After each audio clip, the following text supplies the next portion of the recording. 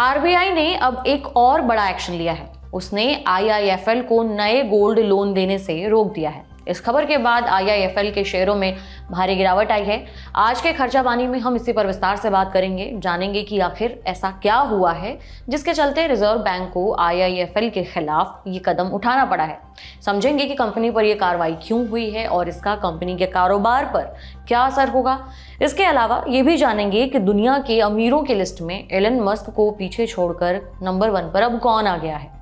समझेंगे कि ट्विटर के पूर्व सीईओ और 3 अन्य अधिकारियों ने एलन मस्क पर अरबों रुपए का मुकदमा दायर क्यों किया है।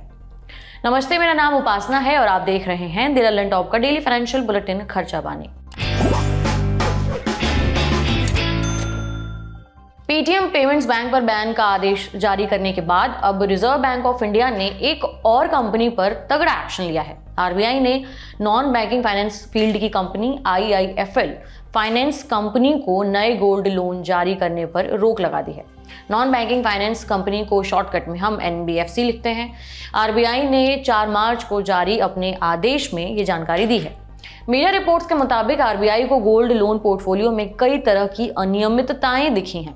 इसका सीधा मतलब ये है कि ये कंपनी अपने ग्राहकों को अब कोई भी नया गोल्ड लोन नहीं दे पाएगी। आगे बढ़ने से पहले जानते हैं कि ये आईआईएफएल फाइनेंस जो है वो करती क्या है, किस चीज का कारोबार है इसका।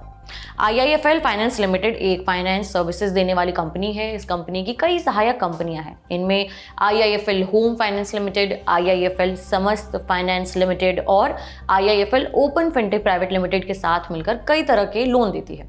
इनमें होम लोन्स हैं, गोल्ड लोन है, बिजनेस लोन है, लोन अगेंस्ट प्रॉपर्टी और भी कई तरह के तमाम छोटे मोटे लोन शामिल हैं। कंपनी की देश भर में 500 से ज्यादा शहरों में 2500 से ज्यादा ब्रांचेस हैं जिनके जरिए वो अपनी सर्विसेज देती है। आईआईएफएल का लोन बिजनेस 77,444 करोड़ रुपए का है। इसमें 32% हिस्सा सिर्फ गोल्ड लोन का है। इस हिसाब से अगर देखें तो गोल्ड लोन बिजनेस में आईआईएफएल देश की टॉप एनबीएफसी कंपनियों में गिनी जाती है। इसका गोल्ड लोन पोर्टफोलियो 24,692 करोड़ रुपए का है।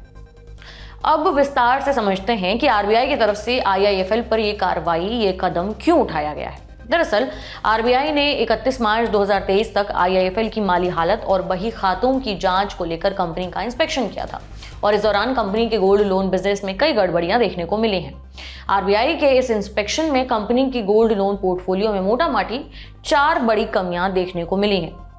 पहली गड़बड़ी है सोने की प्योरिटी और वजन को लेकर। आरबीआई ने पाया कि लोन की मंजूरी के समय ग्राहकों के डिफॉल्ट होने पर नीलामी के समय सोने की शुद्धता और वजन की जांच में गड़बड़ी की गई थी। दूसरी कमी यह थी कि कंपनी की तरफ से आरबीआई की तरफ से तय नियमों का ठीक से पालन नहीं हो रहा था। खासतौर से लोन टू वैल्यू रेशियो यानी एलटीवी के नियम कायदों की खुलेआम धज्जियां उड़ाई जा रही थी। आसान भाषा में से समझाऊं तो तय सीमा से ज्यादा राशि का लोन बांटा जा रहा था। तीसरी खामी उसके कैश में लोन के डिसबर्सल और कलेक्शन की जो लिमिट है, कंपनी उसका भी सरेआम उल्लंघन कर रही थी। चौथी खामी कंपनी की तरफ से वसूले जा रहे तमाम तरह के चार्जेस को लेकर है। आरबीआई ने अपनी जांच में पाया था कि ग्राहकों के अकाउंट पर लगाए जाने वाले चार्जेस में बहुत बड़ा गड़बड़ झाला किया जा रहा था। आरबीआई ने आईआईएफएल पर कार्रवाई को लेकर एक बयान जारी किया और उसमें कहा, गोल्ड लोन पर बैन की ये कार्रवाई reserve bank of India act 1934 की सेक्शन 45L1B के तहत की गई है। लेकिन आरबीआई ने यह भी साफ तौर पर कहा कि कंपनी अपना गोल्ड लोन का बिजनेस जारी रख सकती है, लेकिन नए ग्राहकों को गोल्ड लोन बांटने पर हाल फिलहाल पूरी तरह से रोक रहेगी। इन्हीं सब बातों के मद्देनजर अब मीडिया रिपोर्ट्स में दावा किया जा रहा है कि आरबीआई आईआईएफएल के कामकाज का स्पेशल ऑडिट करने की तैयारी कर रहा है। आरबीआई ने कहा, पिछले कुछ महीनों से आरबीआई इन कमियों पर कंपनी के सीनियर मैनेजमेंट और ऑडिटर्स के साथ बातचीत कर रहा था, लेकिन अब तक कोई सार्थक सुधारात्मक कार्रवाई सामने नहीं आई थी। ऐसे में ग्राहकों के हितों के लिए ये प्रतिबंध लगाना जरूरी था। वहीं आरबीआई की इस सख्ती के बाद आईआईएफएल फाइनेंस की तरफ से भी बयान आया है। क्या कहा है कंपनी ने, सुनते हैं। कंपनी के एमडी निर्मल जैन ने आरबीआई के एक्शन को लेकर एक स्पष्टीकरण देते हुए मंगलवार 5 मार्च को कहा कि कंपनी के गोल्ड लोन कारोबार पर आरबीआई की कार्रवाई ऑपरेशनल मुद्दों के कारण है, न कि गवर्नेंस या नैतिक समस्याओं के कारण।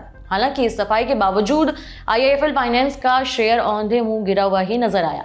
बिल्कुल वैसे ही जैसा 31 जनवरी को आरबीआई ने जब पेटीएम पेमेंट्स बैंक की सेवाओं पर रोक लगाने का फैसला किया था, तब उसके शेयरों का जो हाल हुआ था कुछ वैसा ही। आरबीआई के फैसले के बाद 1 फरवरी को शेयर मार्केट खुलते ही पेटीएम का शेयर 20% तक टूट गया था। 5 मार्च को जब बाजार खुला तो आईआईएफएल के शेयर भी धराशायी हो गए।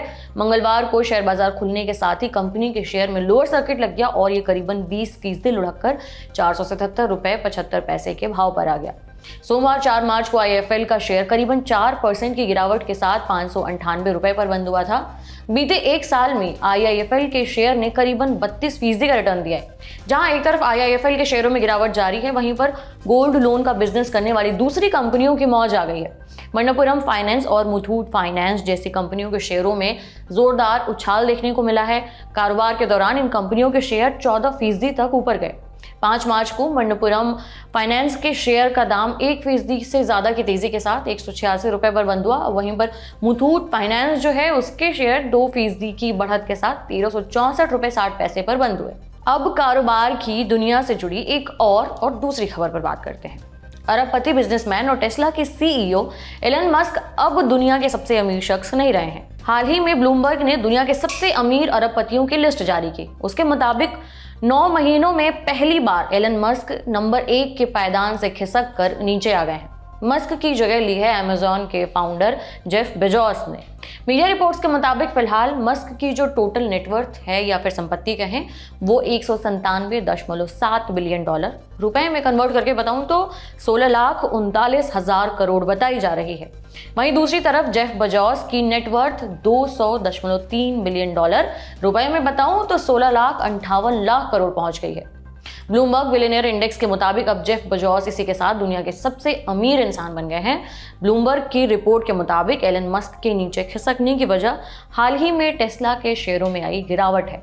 4 मार्च 2024 को टेस्ला के शेयर कारोबार के दौरान 7% से ज्यादा लुढ़क गए थे। इतना ही नहीं, एलन मस्क को एक और झटका भी लगा है। ट्विटर के पूर्व सीईओ पराग अग्रवाल समेत 3 कर्मचारियों ने एलन मस्क पर 128 मिलियन डॉलर, रुपए में करीबन 1061 करोड़ रुपए नहीं चुकाने को लेकर एक मुकदमा दायर करने का ऐलान किया है। ट्विटर का नाम अब एक्स हो चुका है। Parag Agrawal, chief financial officer Ned Segal, पूर्व ट्विटर कानूनी और नीति प्रमुख विजया गड्डे और X Twitter general counsel Sean Edgett ने एलन मस्क के खिलाफ मुकदमा दायर किया है। एक फॉलोअर ने पोस्ट किया कि पराग अग्रवाल ने एलन मस्क पर मुकदमा दायर किया है। तो इस पर 5 मार्च को एलन मस्क ने सिर्फ एक इमोजी डालकर अपनी प्रतिक्रिया दी।